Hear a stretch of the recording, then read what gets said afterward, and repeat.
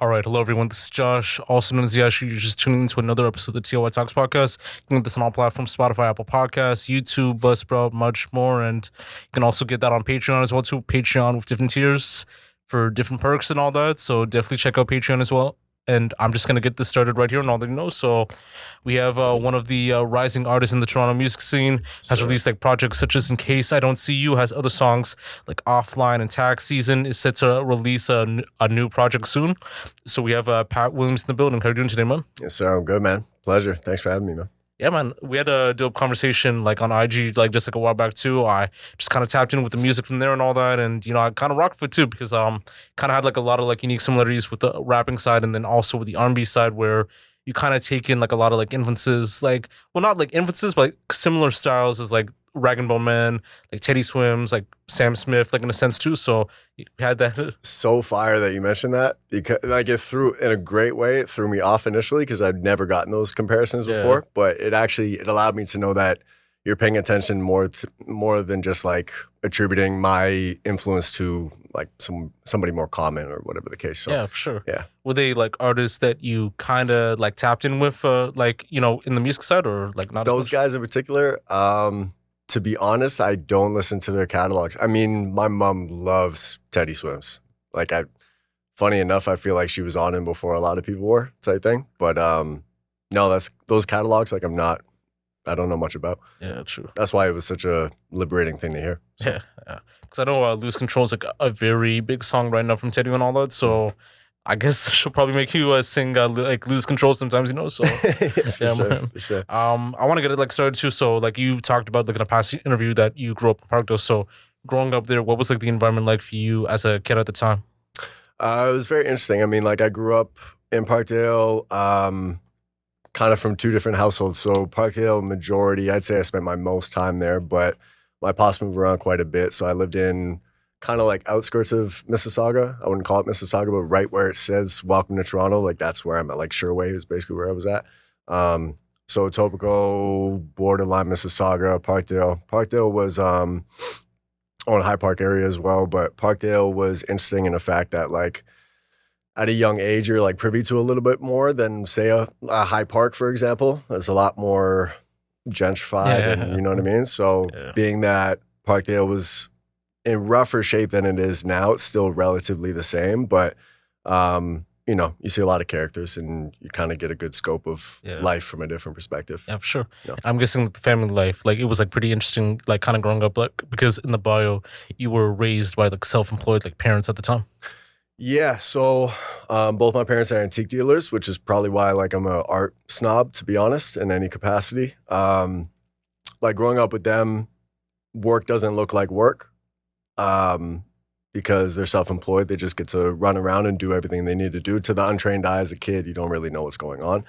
But I spent a lot of time going to work with them, spent a lot of time with them. Like I don't have any siblings or anything of that nature. So I was going to work with them. Like at 8, I was like helping move furniture around and stuff like that. So interesting in a sense where both households kind of had two different sets of rules and like maybe not so rules, but like ways of living. So my mom was like dinner at the table at 6, like set me up that way. My dad on the other hand was like, okay, we're ordering pizza, we're going to watch a movie. And that was on a Thursday and it was a school night. So yeah. I know what you mean, man. Because like I know with life, it's like, pretty interesting too with like mid-90s, like late 90s, early 2000s and all that too. So like that vibe was like very like interesting in that sense too, because that's when like a lot of like multimedia was like in effect at that time too, with TV, with music, everything like that too. Yeah. So it's probably like a good vibe, like seeing that from like two different households, Yeah, for sure. I mean, man, back to those days, man, it was like going to Blockbuster and stuff was like, everything was an event back then. You know what I mean? And everything was tangible. And like, I'm gonna sound like an old head, but like holding a CD in your hands is obviously a lot different. But yeah, it was an interesting time for sure. Yeah. Everything was an event, spectacle. Yeah, for sure. Because they had the Blockbuster in Parkdale, right? Or was that like? For me, like I was in Etobicoke at the time. When I say Parkdale, that's where my dad's store was, and that's like in my teens. I set up shop there, like at a studio that I made there and stuff like that, basically in a back room.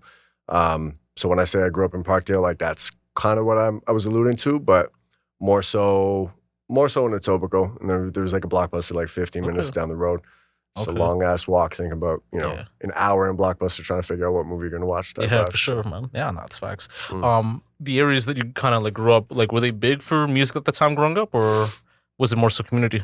Um, Interesting enough, I feel like the city at the time, well, from a hip hop scope, I feel like there wasn't a lot of people that were like outwardly doing it. Maybe not so that, but there's also a lot of people like the reach wasn't that big. So a lot of it was, I say, communal. So I know a lot of guys that were like coming up, but scratched the surface maybe a few times. Downtown was a little bit more prevalent. I would say Parkdale was bubbling. Like that wasn't until maybe I was in my late teens or in and around there that some people from Parkdale started to like make a splash, and that was also the blog era. So it was a little bit more eyes on things, Oh, that's nice. So And as far as like, your personality and all that, like, what were you like from the start of birth until like now and all that? I was a super shy kid. I say that, excuse me. I say that to people. Not a lot of people believe me, but I was pretty to myself. Being an only child, like I had to keep myself entertained type thing. So I spent a lot of the time, like, whether it be as a like kid, like playing video games, listening to music. Like first CD was like late registration. I ran that back to the CD, started skipping type thing. So also like contrasting households, like you pick up on a lot of different things, and also keeping yourself entertained, not having any other siblings, you do basically see a lot of, you have to make sense of things for yourself, So it came with a lot of like shaping and like world building and stuff. So. Yeah, that's facts. Because I know Kanye at the time, like he had like an interesting like hold on the music scene back then, like in the mid like 2000s, like late 2000s, early 2010s, and all that too. So was he kind of like something that you were like kind of like tapped into like growing up, or were you like listening to other artists? For sure. I mean, like I grew up listening to like 70s funk a lot. That was a big thing, and like I can attribute that to like how I make music now in terms of like arrangement and like how they managed to fit like 15 instruments going all at one time, but it still felt good and it made sense. And I think mostly for the energy, but Kanye, I would say, when that came around, I was listening to a lot of hip hop. That's what was popular at the time, and I know Ye came around, and I was just like, yo, like Jesus Walks came on Much Music or something. I was just like, yo, what is this? Like, it was a completely, as you know, like it was a whole different vibe. So that kind of piqued my curiosity. Then from there, like it was him, it was Chaos, Joyful Rebellion CD. That was the first one I bought. And it was, who was the last guy? Shad, who I got to meet. Actually chop it up in the studio with him. That was incredible because that was my like childhood guy, like more or less. Yeah. So yeah, no, that's facts. Because I know Chaos and like Shad now, like a lot, they're more like accessible today now than they were like back then too. Because with Toronto hip hop, like it wasn't like as like tangent as much too with like stuff going on. Like with them, like I think they were like kind of like the mainstays, and then Drake kind of blew up. Cardinal had like that big song with like Akon, and like it just like kind of like blew up from there, and then it led to like Tory Lanez like coming up, and like all went up from there, and all they know. So for sure, like those guys paved the way, man. Like and like Shad to the same point as like Kanye, going back to like kind of how I was inspired. Like those guys were speaking on things like I could kind of understand, you know what I mean? And that was Kanye's. No, I wouldn't say angle. That's a little demeaning, but his approach and like his lifestyle choices and how he like illustrated and portrayed that really kind of opened the doors for Drake and for like practically everybody nowadays. Yeah. So yeah. That's facts, man. Yeah. And it seemed that you started your music career like in Toronto back in like 2014, or I'm assuming like earlier from like an old interview on YouTube. So can you confirm that and tell me more about, like starting to like create music like around that time period and all that? Yeah, so it started same as everybody else, I would assume. And that was basically just like finding an instrumental and like writing in my bedroom for like 5-6 hours at a time. And that was my comfort zone. That's what I love doing. Cause like I said, like as a kid, entertaining myself, like that was a world I got to step into and like also world build and kind of make sense of things for myself. So that was, man, that's as early as like high school. When I actually stepped out, I would go to the studio a couple times.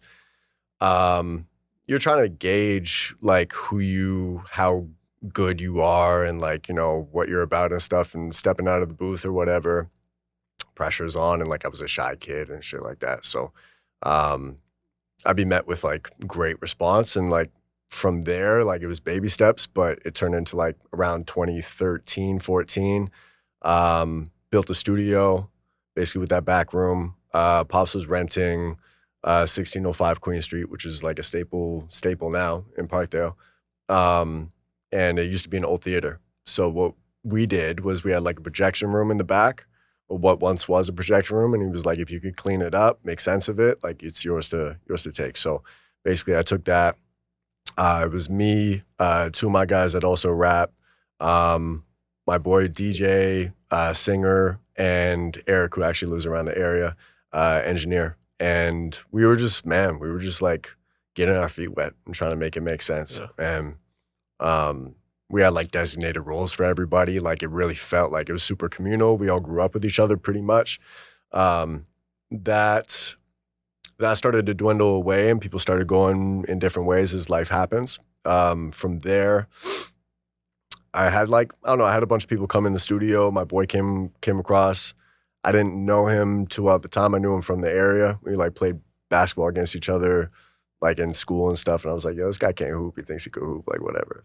And yeah, he pulled up to the studio. Everyone would want to come to the studio just because it was the studio. Yeah. So you could smoke in there. You could do whatever you want. He was the only one to like come up to me. I'm recording. Everyone else around me is just having a good time. He was the one coming up to the desk and like being curious and like, you know, observing and like asking questions and stuff. So him and I kind of naturally clicked just on a curiosity level.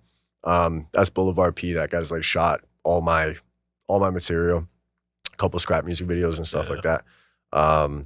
And from there, man, it was him and I for a minute. Like I want to say like 2016 to like 2018. I met a producer, Ryan Michaels. We still work, engineer as well. And we worked on an album, which I'm sure we'll get into.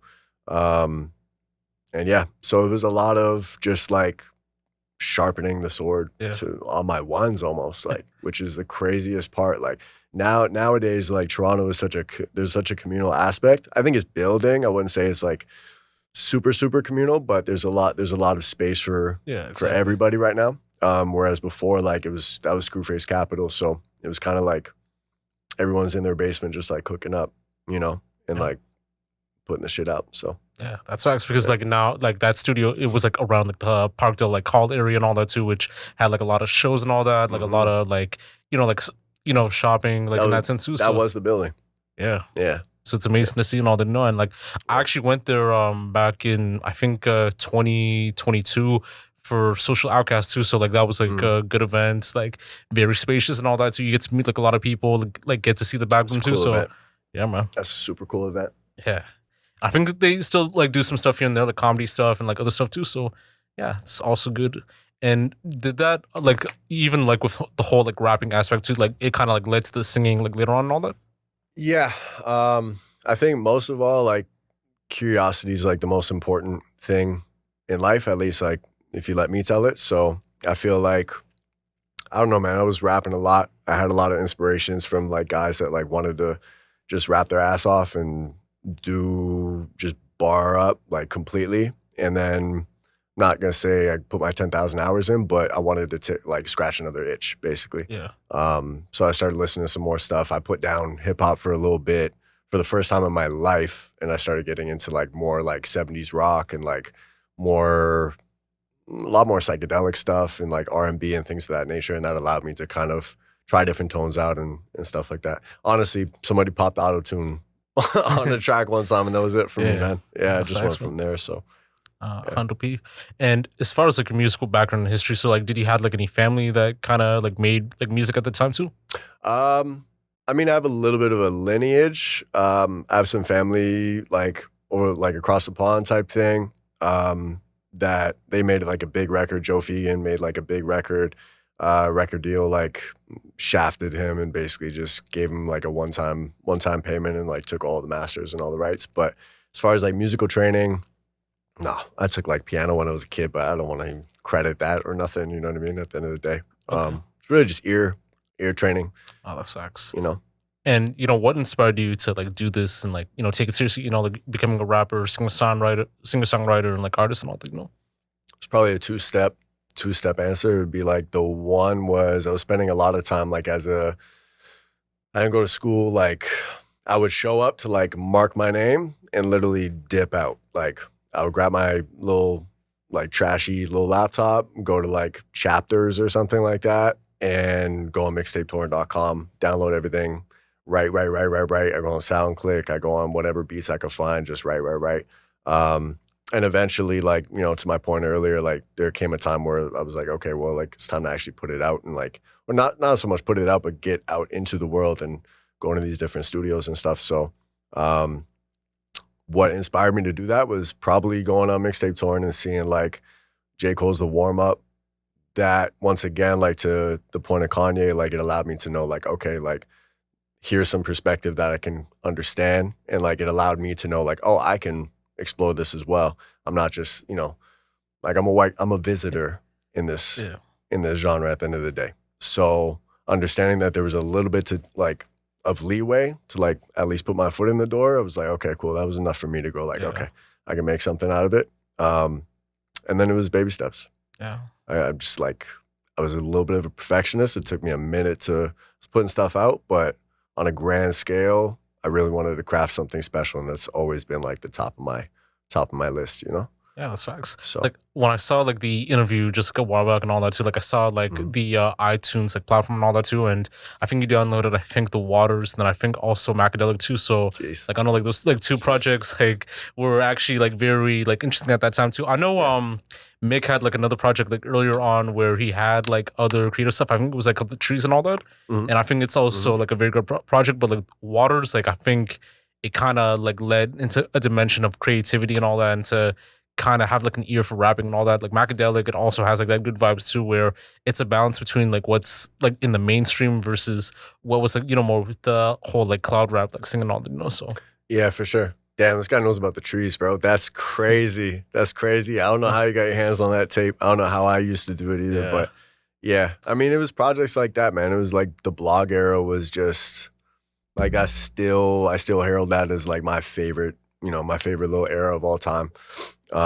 Just like the artistic expression, the freedom, just honestly grabbing beats, like the sounds were changing too. Like in the hip hop scope, it wasn't just like dirty drums and like old chopped up filtered samples. It was like, you know, like Drake had already been around. I think that was probably an influence for that too. So the soundscapes were more lush and grand, and the creativity was for me like at its peak. It was almost like a Renaissance period, almost, you know. Yeah, that's facts.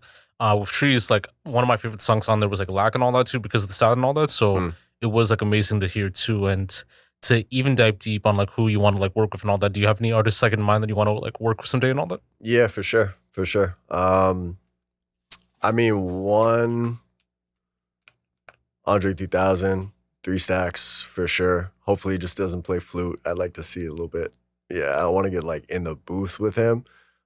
Just because the pen is like, I forget, it was another artist interview I was listening to, and they were talking about 3 Stacks, and they were just like, yo, you just never know, like, you just never know where he's gonna land, like as far as his cadence and like where his rhyme scheme is going. And just like that's the stuff that like my curiosity just piques. It makes me go like crazy with that. So 3 Stacks, Kendrick for sure.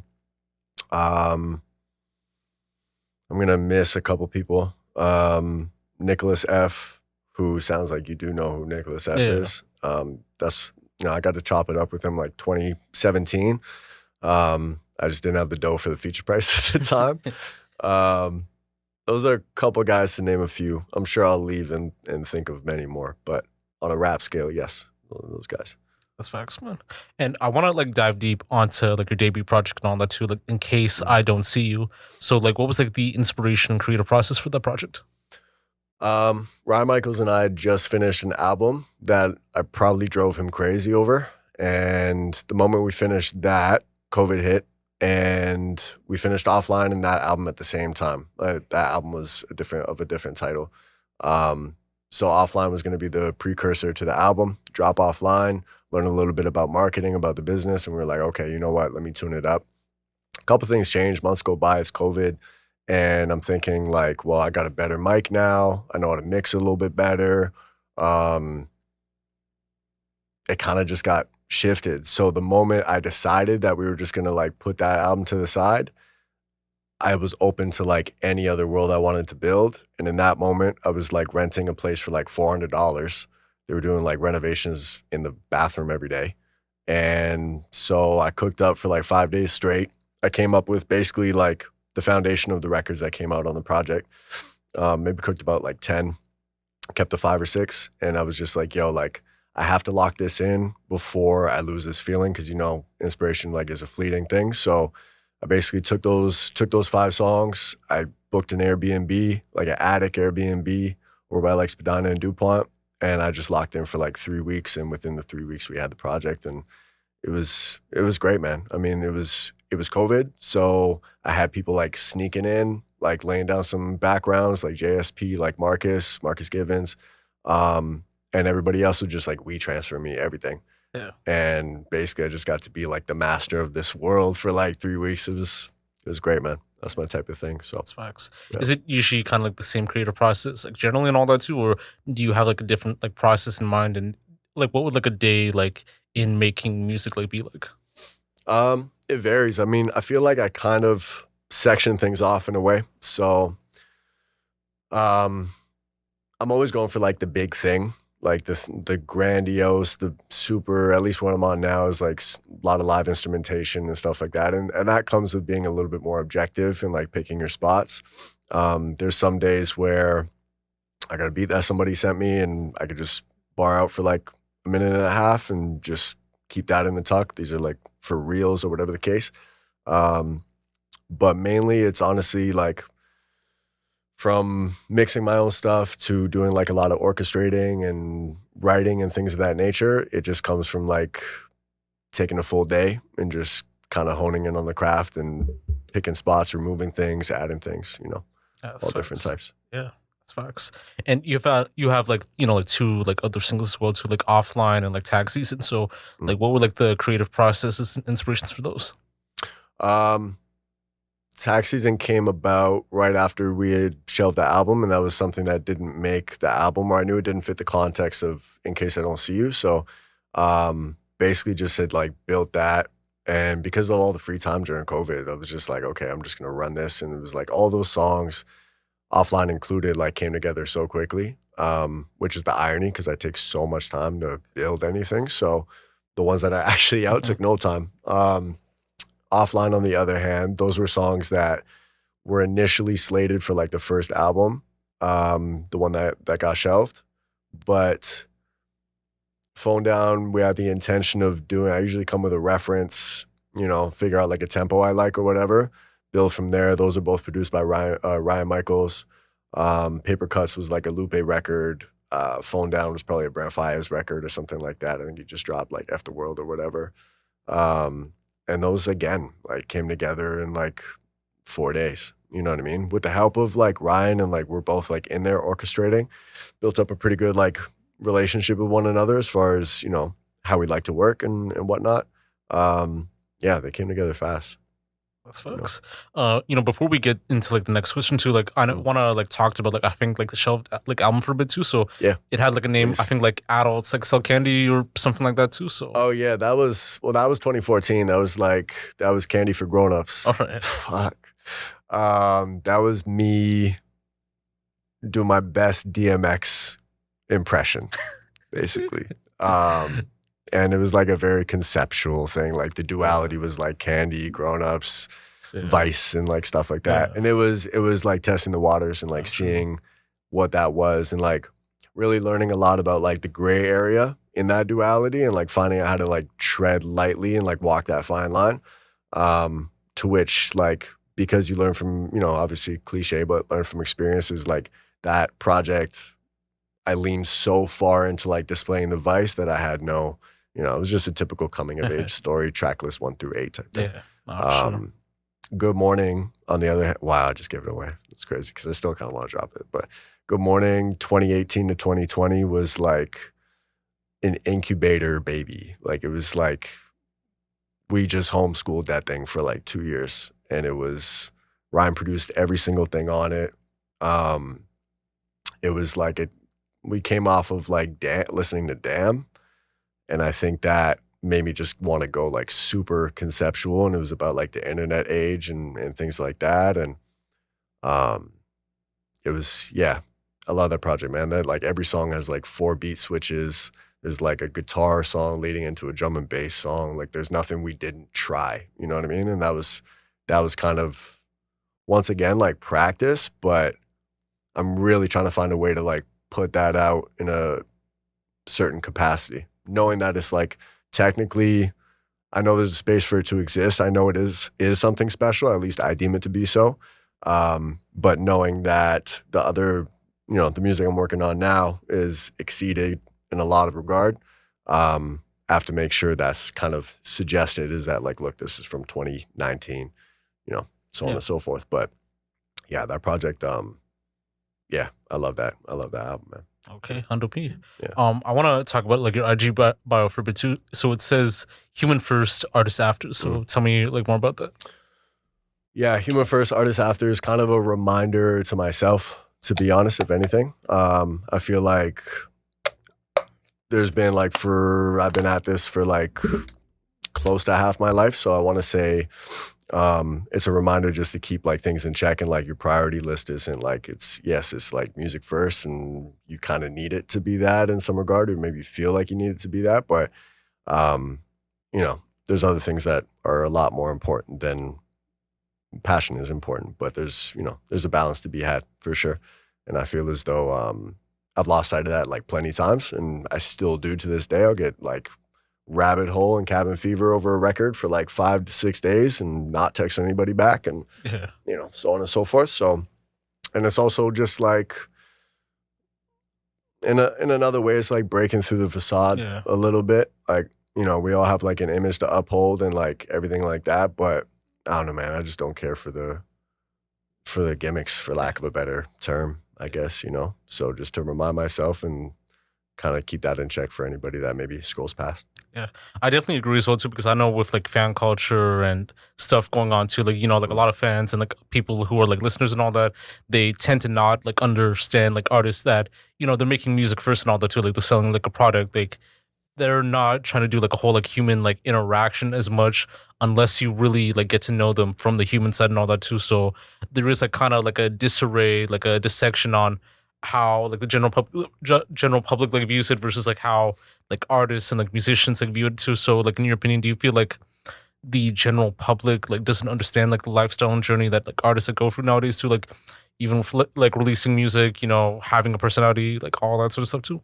Yeah, for sure. I mean, I still get like a little annoyed when somebody thinks it's or suggests it's as easy as it is. I mean, like we do have the luxury of like making music and like as a career, like that's such a fit. Like at least for me, I'm a musician. I couldn't pick a better job to have, you know what I mean? But it's not, even going back to a Drake interview, like about views is like, he's like, I don't like to have a lot of people in the studio because not a lot of people understand like the magic isn't made like every night. And dive in a little bit deeper into that is like, there's a lot of like imposter syndrome. Like my favorite artists suffer from imposter syndrome, which is bizarre to me. Like 3 Stacks has imposter syndrome. And I'm just like, yo, you're the most unique rapper I've ever heard. So what do you talk? Like, how could you think, like, how could you suffer from imposter syndrome? But, there's a lot of like trials and tribulations. There's like branding versus being who you are as a human being. There's the demand is a whole different scope nowadays. Yeah, there's a lot that goes into it, man. It's compromising, like not necessarily, hopefully you don't have to compromise, but compromising your art. Like there's a plethora of things that just come into play, and you kind of all have to balance it just on your shoulders. You know what I mean? Oh, the sucks. Like I usually feel like, the best artist is like usually like one with like personality, like even within the music and even outside the music, if it's like, more natural, more genuine and all that too. Like when you try to force like a personality or you try to force like a vibe too, like for social media and that type of stuff too, like it really doesn't like work out well too, because you're focusing on one thing rather than like something that, made you kind of like important like in the first place, which is like the music and all that too. So I feel like when we do like take it back to like personalities, like everything, like whether it's like inside the music and like outside the music too. So that's like something I could add on to. So yeah, no, 100%, 100%, bro. And knowing that you've like communicated with like Nicholas F and like other people like in the music business too, so like what's like the best piece of advice like another like musician like gave you and all that? Um, First piece of advice on a creative scope was actually given by my boy Boulevard, and you know, he basically said I don't agree with it 100%, but like mostly it's better to not know what you like than to know what you like. And I think like when it comes to like finding the thing that really makes you tick, I was going to say finding your craft basically. You're going to go through a lot of, you think it's this, okay, let me fall back. That's not me exactly. Just like, finding through that curve. I think another thing that my boy Brian, pianist, mentioned, and it's a graph, and I forget what the graph's name is called, but basically you start off, it works obviously in a linear scope and height. So you start off like at your absolute peak of curiosity, which like I'll always come back to. That's, the thing the driving force at the end of the day, right?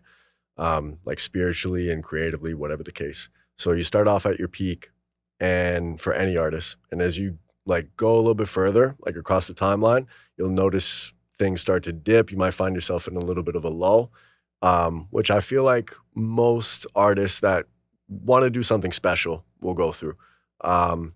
And a lot of people might not necessarily plateau, but like stay there or just stay in that space where like they've lost a little bit of that curiosity or that creativity, or like on the brink of finding themselves, on the search of. And the moment you break through that, you're able to kind of get back up to that peak again. So I guess it's more so like a story of like perseverance at the end of the day.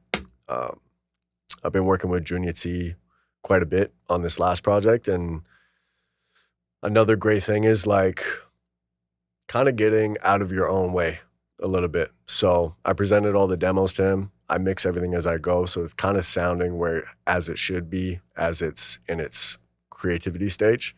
And so I'm playing them for him, and he's like, yo, these sound fire. I was like, yeah, man, I can't wait to mix them. He's like, yo, they sound mixed. So that kind of allows me to know, for anybody, it's just like understanding that like it's different strokes for different folks. The option, I think it's like called option paralysis or something to that effect. Getting to the finish line can be a tough thing. So it's just about kind of understanding like it's not going to be absolutely perfect. You strive for it, but just knowing when to let go, essentially.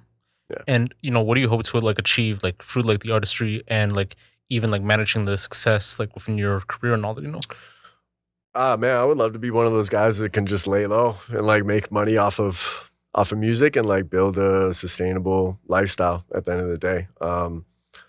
That same question got asked in like 2014 by Eric, my engineer at the time, a good friend. And he was like, so what do you want to do? I was like, man, I don't even need 1 million views at the time was like a lot. And I was just like, yeah, I don't even need 1 million views. Like, I just want like 100K. I don't know. Like, I want to be respected in the art form.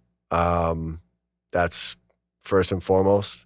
But as I get older, I want to make some dough as well. Yeah. So that's facts. that balance, I guess. Yeah. And I mean, like, even like being like playlisted, like that's like one good thing that could also like be achieved as well too, like getting cosigns from people like in the music business too, because even when I listen to like a lot of like Joe Budden like a lot, and like Roy and Mal, and like when they talk about like their favorite like artists too, or like what they're playing and all that too, like I love that they're giving a cosign and like even like playing like a song like about it too. So sleeper picks.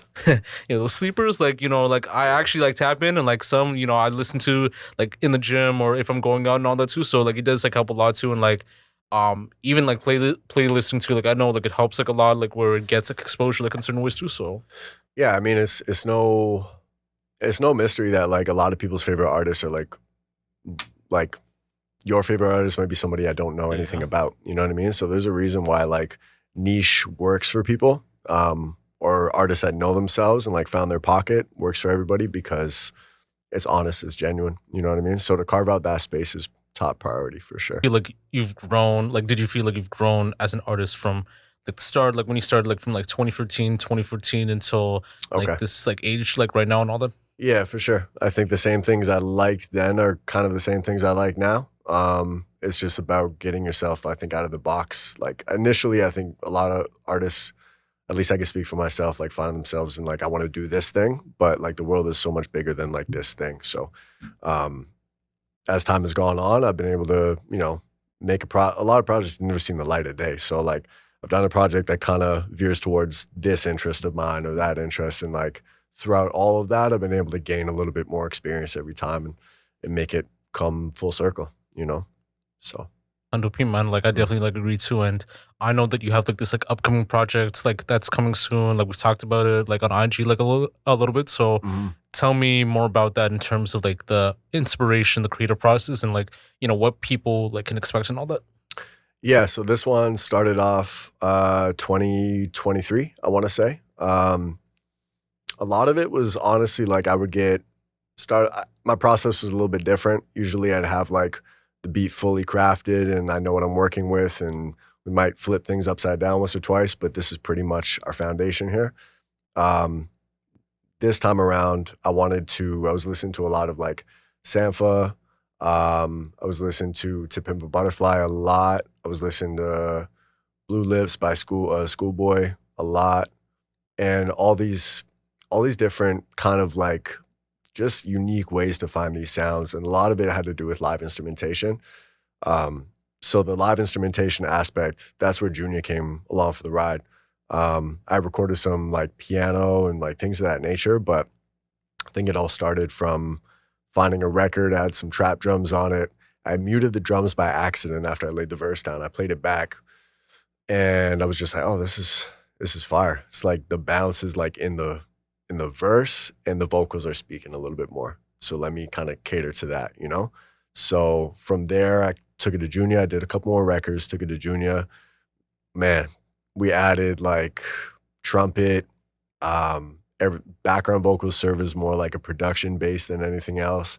A lot of piano. There's a lot of stuff is off the floor, and it's become a lot more organic. And what I've learned with those sounds with like live instrumentation is, at least for me, like the feeling and the records stay. Like usually after 3 months, I might get bored of a song that I had made 3 months prior, but all these records, like the interest in myself has stayed.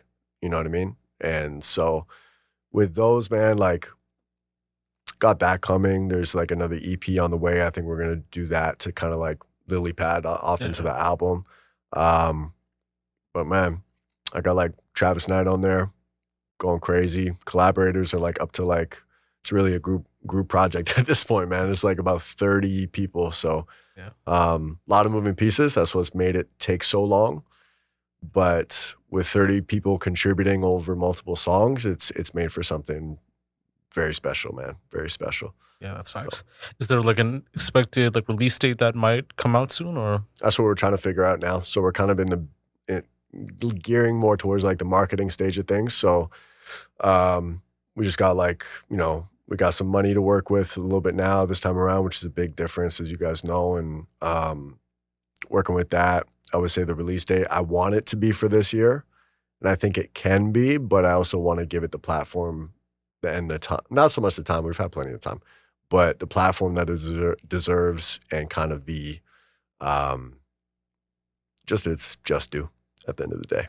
Okay, that's what's up, man. I know we just have a couple questions like left too and all that. So yeah, man. Like for people that want to like tap in like with your like music for a bit too, like like an artist or not like an artist, but like listeners or like people from like around the world and all that too. Like I have a playlist called like TLOY's like Rising Acts where I like updated like every other month and all that. So I just like updated it like recently too. So but even like in general too, do you have like free songs in your catalog that you would like to recommend for any person that hasn't heard about you or that would like to know more about you and all that? Yeah, I would say off the top of my head, the intro to In Case I Don't See You, Reassurance, kind of does a little bit of everything I like doing on there. Phone Down, because I did feel at the time like it was like catching lightning in a bottle. And that's probably like I'm not a great singer, but the fact that came across the way it did was, I would say that one. So Phone Down, Reassurance off In Case I Don't See You. If you want some bars, you go to Tax Season. If you want something a little bit more stripped down and vulnerable, which is probably more my vibe nowadays, I would say Pride. off of in case I don't see you as well. Okay, that's something, man. And as far as like this year, like I know like the upcoming project might be coming soon, but like, do you have like other stuff like going on in terms of like shows or events and that sort of stuff too, or? Yeah, so we're debating. I mean, there's a lot of music in the vault right now, so we're debating between. We have an EP. I'm headed there. I'm headed to go see Eric Ryan after this. He's gonna lay some vocals down for the EP. So we have that just about ready in the tuck. That's gonna come prior. Contemplating between that album that we spoke about, Good Morning. I'm thinking of popping that in there as well. I think we might do the release a little bit separately. And I've got some reels and some like cuts like that I want to kind of integrate in as well. So it's looking like two, maybe 3 projects. We'll see how it pans out. That's something, man. And do you have any like closing remarks you'd like to say like before we go? Man, I just appreciate you for having me. At the end of the day, man, this is it's a hell of a space. And it's a liberating thing to talk about music, not having a lot of it out, to actually at least speak about it. Yeah.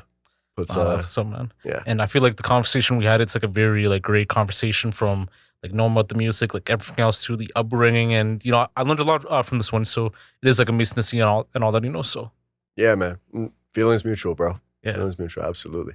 Yeah, likewise, man. So Pat, like it's dope to have you on, like wishing like nothing but the best, like for releases and all that, and we'll definitely like have you like back and all that, you know. So yeah, for sure, man. Hey, come EP time, album time, I'd be happy to come back. All right, 100%. That's stuff, you know. All right, yo, this is Josh, also known as Yashu, another episode of the TLOY Talks podcast. You can get this on all platforms: Spotify, Apple Podcasts, YouTube, Buzzsprout, much more. Definitely check out like Pat's music on Spotify and other platforms too.